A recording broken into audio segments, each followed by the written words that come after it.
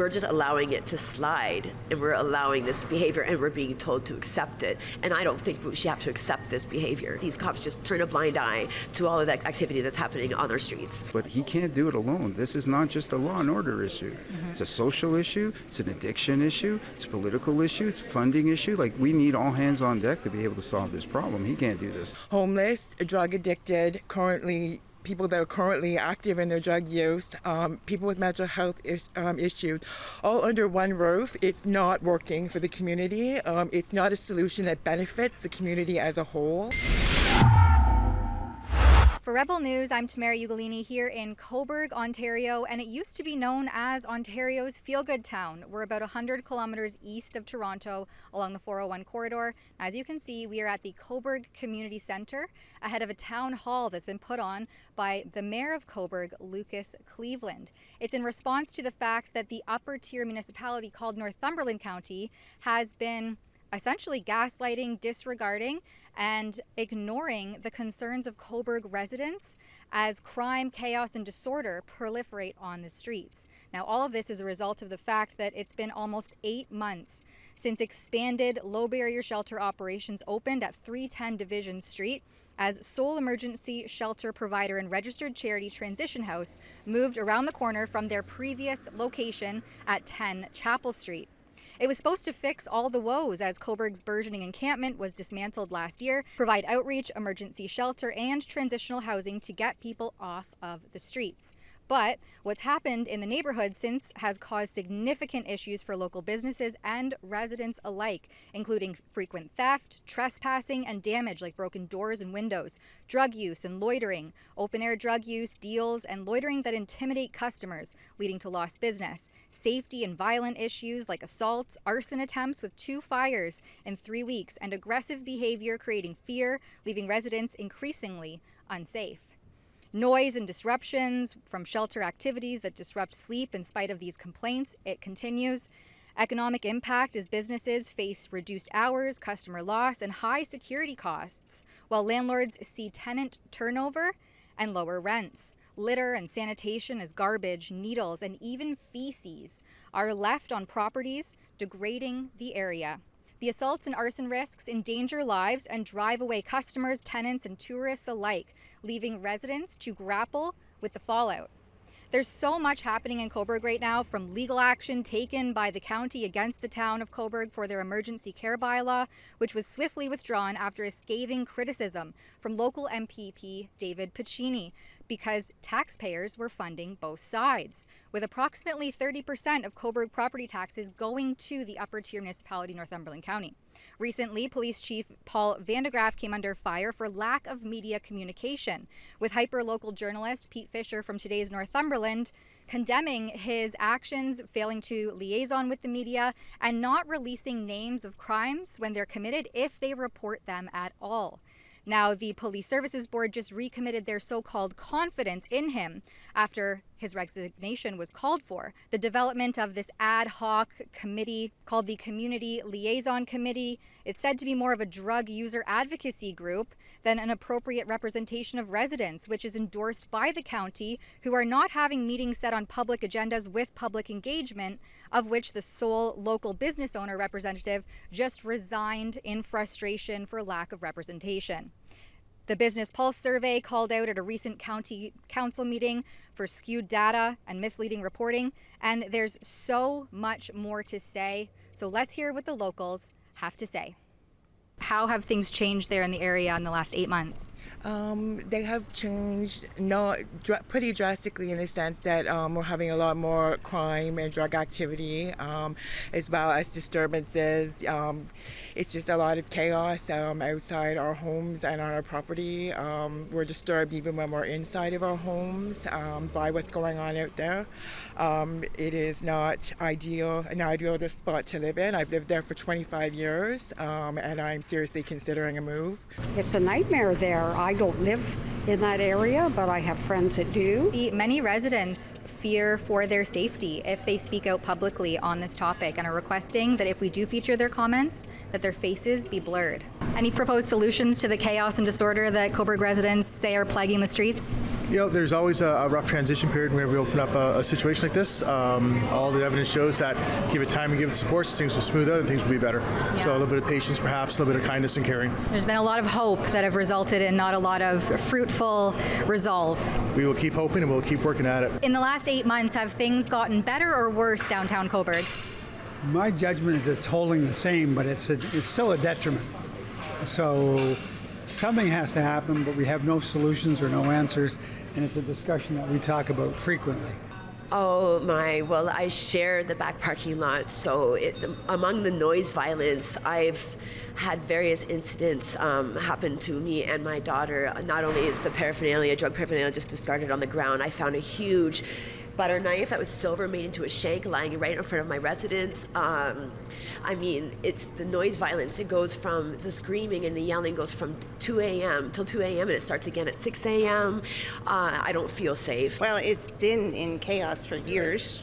It's only gotten worse with the opening of 310. We live within the 300-meter radius, and no, it's ridiculous. It's absolutely ridiculous, the stuff that goes on. The police don't do anything about it, I guess because they can't. The mayor has been trying to be the voice of reason at county council, but he gets shot down every time. So hopefully we can make a difference. One of the main things that is of issue is the management of Transition House, is lacking, and so that puts a lot of stress on us in the community as well as in the surrounding neighborhoods to try to manage safety ourselves. And because of the significance of the drug crisis in our community, our police resources are so stretched that it's incredibly difficult sometimes to get immediate help with things like, trespassing, disturbances, drug use on your property. So it becomes like a burden that we carry as citizens to immediately deal with the problem. Like, I have 3 children, and it's a lot. Do you think that Cobourg has a homelessness problem or a drug addiction problem? Such a big drug addiction problem. They're unbelievable. Yeah, it's not a homeless. There are homeless people that, are just hard up, like maybe not enough money to pay their rent or whatever, but the majority of them are drug addicts, and they are just like everywhere. I believe it's a drug addiction problem, and I mean, there is a housing crisis all over the place, but I believe it's more that we're just allowing it to slide, and we're allowing this behavior, and we're being told to accept it, and I don't think we should have to accept this behavior. I think people are getting them confused into one thing, and they're completely different things. I think the vast majority of people would like to help homeless people, but it's not about that. It's about what else goes on, and it's about the county council just completely ignoring Mayor Cleveland and shutting him down. What do you make of Police Chief Van de Graaff not being here tonight and the recent recommittal of his confidence by the Police Services Board? I have no comment on that. I didn't realize that was happening. I just feel like, didn't they just start some pilot where they're going to pretend to do their job this week? I mean, shouldn't you be doing that anyways? I just don't understand that. I mean, I know a lot of the courts, it has a lot to do with the courts and the catch and release, but I think I've seen with my own eyes these cops just turn a blind eye to all of that activity that's happening on their streets. And I just think that he's a coward. And that's understandable because the community is at a point where they want results. We've been at this for almost 2 years now in regards to when this started. And they are looking for somebody who's responsible. The chief's on the front line. It's law and order issues. He's obviously going to wear it. But I've had discussions with the chief, and if you'll remember, at his town hall, I told him I was going to watch his performance and make sure that if he faltered, I would be the first one coming out. And so far, he's doing everything he can with the powers that he has to be able to move the needle on this, but he can't do it alone. This is not just a law and order issue. Mm-hmm. It's a social issue, it's an addiction issue, it's a political issue, it's a funding issue. Like, we need all hands on deck to be able to solve this problem. He can't do this alone. I think it's a big farce. I predicted last week there would be a drug bust on Monday, and there was. It's always, when he gets criticized a lot, all this happens. Well, I mean, it was, a 3 or 4 minute video where he said nothing. But I have to say, I mean, we've had the homeless folks in our backyard dumping off their stuff and squatting in the yard and stuff like that. The police come, they're there within 2-3 minutes, get them out of there, but it happens over and over and over again. It's unacceptable. If you had the ear of Northumberland County, what would your message to them be? I would ask them to pay attention to Lucas, in as much as that Lucas does not necessarily have the answers, but he has some suggestions that are worth exploring. So. Having Transition House operating as it is now, having homeless, drug addicted, people that are currently active in their drug use, people with mental health issues, all under one roof, it's not working for the community. It's not a solution that benefits the community as a whole. I think also the ECE bylaws were put in place to protect the citizens of this town, and undermining them, challenging them, not adhering to them, questioning them is an injustice to our community, and it's actually straight disrespectful to those of us living and working in the 500-meter radius of Transition House. So there are a lot of changes to be made. And I mean, I don't pretend to know what all the answers are, but I know what's happening now is not working. Listen to the people. Listen to the people that live here. They don't live here. They don't see what goes on. And I know darn well that they know. They know. They're just ignoring what's happening in Cobourg, and they don't care. As far as I'm concerned, they do not care. Change the barrier, make it a high barrier, so people that really want to get help, that really want to change, because there are people that want to change and they want to get off the drugs and they want to become like me, who I've rebuilt my life. Wake up, take a look around. Like, most of them, I bet you, aren't even in downtown Cobourg very often. I think 1 or 2 of them are just completely out to lunch. Everyone knows who they are. And wake up, open your eyes. Why was it important for you to host this tonight? I think it's long overdue for the residents of Cobourg, the business owners, and the people who work downtown and throughout the community to have their voices heard. Tonight's about a lot of listening for me. It's one of the reasons I'm not looking to make comment. I, along with other elected leaders, need to really pay attention to the on-the-ground experience of Cobourg residents before we start deciding policy moving forward. Yeah. Do you have a message for Northumberland County kind of ahead of the town hall? No, I don't. I'm looking forward to learning along with them, and I'm sure that tonight will be both eye-opening, rewarding, and informative. And I look forward to that information getting out to the public. Mr. Bureau, will you give me a couple comments about why Police Chief Vandegraff's not here tonight? I will talk after, but not right now. Yeah. What time do you anticipate it going until tonight? I think probably around 10. Okay. Yeah. You'll have the energy saved for then? Always. Yeah? Yep. Thank you. Pinky promise? Yeah.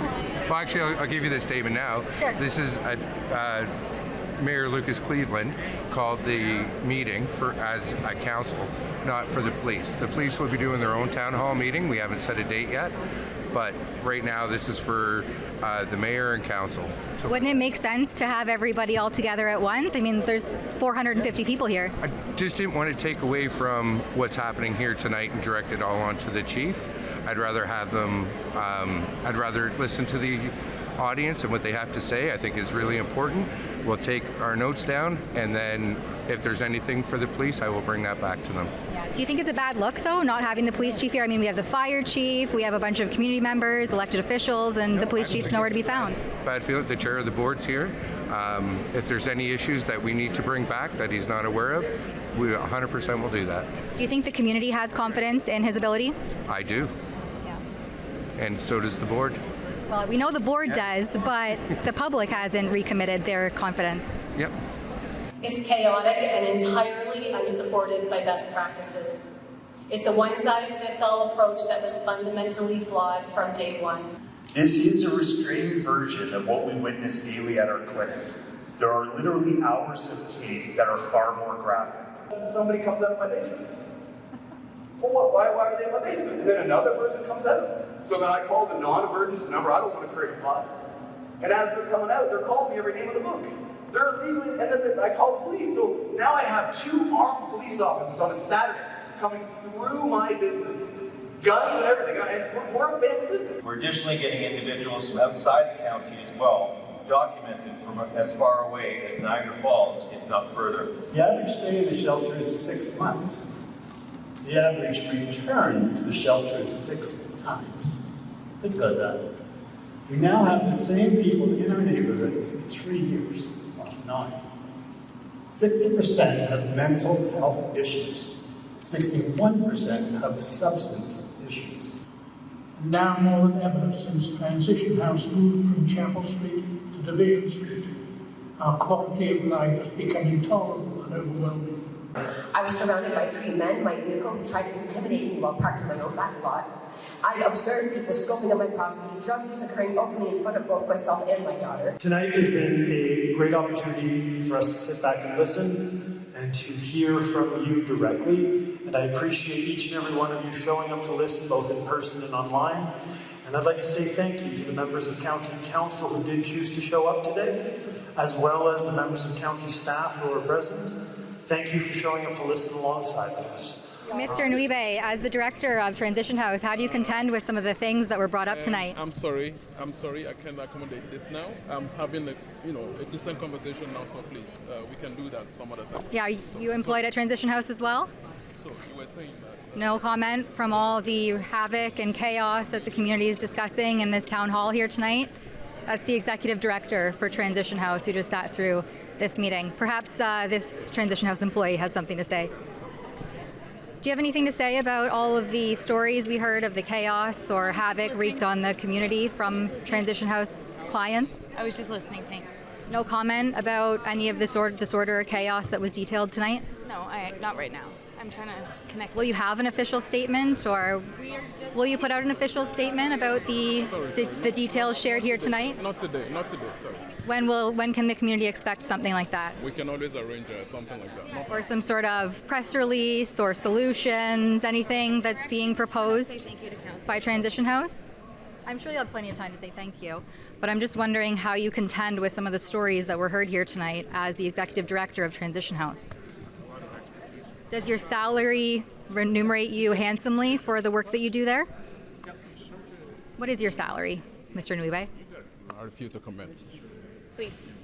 Thank you. Thank you very much. The community obviously has scathing concerns with the way Transition House is being delivered. Oh, yeah, no, if they don't want to interview, please. Yeah, well, I'm wondering if you have any... We've literally sat for 4 hours right now, so please. Yeah, agreed. We also sat for 4 hours. Thanks anyway. Have a great night. Seems like things at Transition House will likely stay the status quo. If you had a message for county, apart from the delegation that you presented here tonight, what would your message for county be? Work with us. We're not the enemy, okay? The reality is that Canadian residents are living on the streets. We have a drug problem. We have a mental health issue. We have a security issue. We have a spending issue. We're spending millions of dollars on this. It's not time to be able to pull your political weight to get what you want. Work with us, compromise, collaborate. Let's find solutions to this. They got a meeting tomorrow in regards to another revamp of this project. This is the third pivot they've done in 2 years in regards to this. We need solutions. We're not the enemy, but we're wearing it on the ground here. Stop with the infighting and let's get this job done once and for all. This is Cobourg. The crime, the chaos, the disorder that's been plaguing Canadian cities and streets all across the country is something that we have been reporting on exclusively at fixourcities.com. If you want to see our cities fixed and support our journalistic efforts, you can do so at fixourcities.com.